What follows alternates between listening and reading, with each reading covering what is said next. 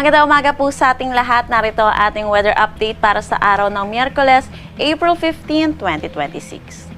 Yung binabantayan nating bagyo sa labas ng ating Philippine Area of Responsibility na may international name na Sinlaku ay tuluyang humina into a typhoon category.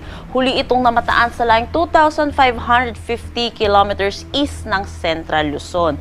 Hindi na po natin ito inaasahan na papasok ng ating Philippine Area of Responsibility at magkakaroon ng direktang epekto sa anumang parte ng ating bansa. So sa mga susunod na araw, inaasahan natin patuloy na makakaranas ang bansa natin ng mainit at maalinsangan na panahon.